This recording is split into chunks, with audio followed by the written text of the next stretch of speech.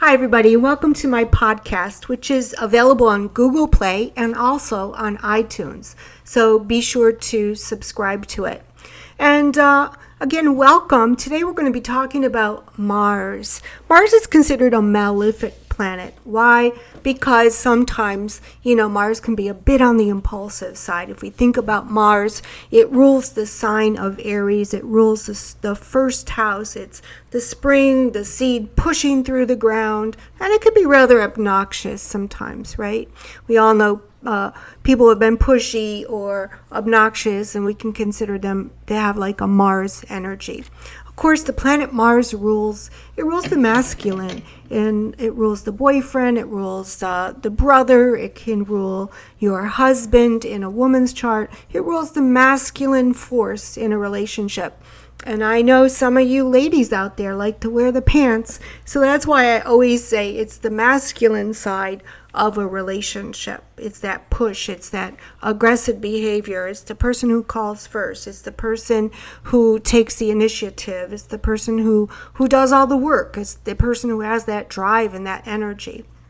And so this is also about Mars retrograde, because now Mars is retrograde. Mars will spend 4 very long months in the sign of Aquarius. And I suppose it's fitting, as the planet Uranus, which was in the sign of Aries for 7 years, is switched around now.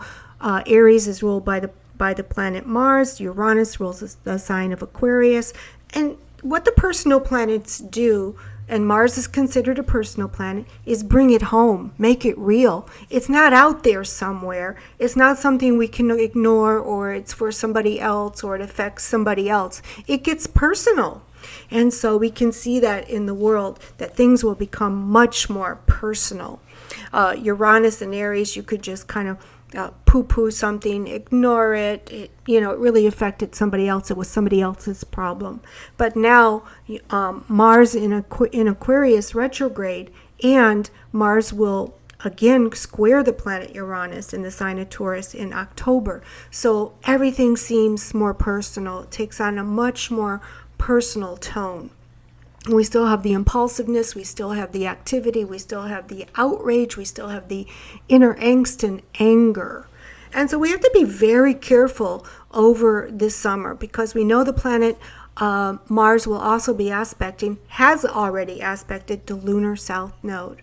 And at the end of July, we have a full moon right at 4 degrees Aquarius along with the Lunar South Node. We know that Mars will pass through that degree again, and it will, before it passes through that degree, it will square Uranus. Things are going to get hot. And I'm not talking volcano hot.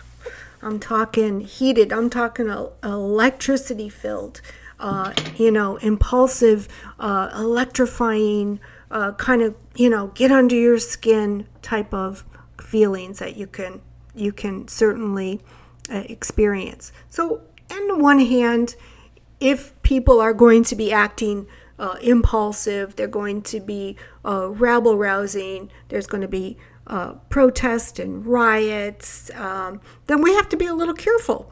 One of the things here also, I'm going to mention that the sign of Aquarius, the planet Uranus, also rules electricity. Mars rules metal objects like cars or transformers and things like this. So those are just a few other things that you might want to be a little aware of. Electrical fires, damage to your computer through electricity, these kind of things. Also, Uranus rules technology, and we know when Uranus was in the sign of Aries, we had all of those spam bots, everything was going on with the technology, the computers, ransomware, all of that stuff. And so is it more difficult for them to do that? I don't know. Are people more aware and outraged about it? Yeah, probably. Because remember, it brings that last 7 years of Uranus and Aries, it brings it home. It makes it real for each and every one of us. So depending also on where your natal Mars is going to be how you're going to react. Maybe your Mars is well aspected in a good house. Maybe your Mars isn't well aspected and you are prone to getting involved and you are prone to conflicts or fights and arguments, okay? So all of these things have to be taken in consideration, and certainly your natal birth chart is going to play an important role on the things that happen to you, how personally you take things that are happening out in the world around you, and how you react to them and what you do about them. So we can see that this summer could be a hot summer in the northern hemisphere and also in the southern hemisphere. And we, because this is global, Uranus rules all kinds of humanitarian interests, and it rules large groups, political parties, groups. It rules just friendships in general. You can find that your friendships also undergo a big change during this time too.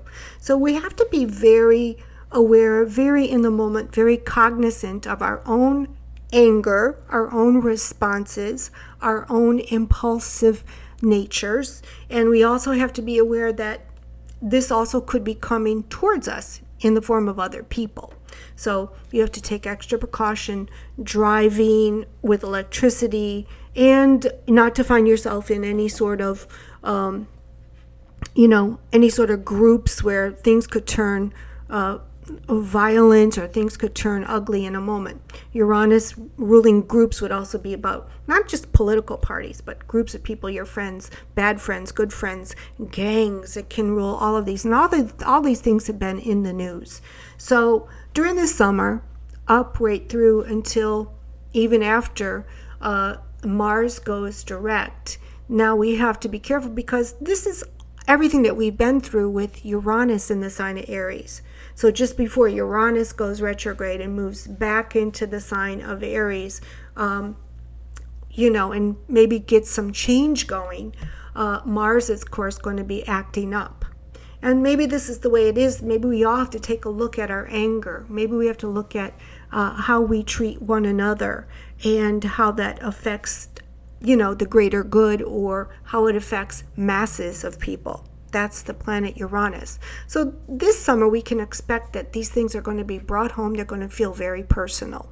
So I hope that you have a little bit of an understanding about Mars in Aquarius in the retrograde.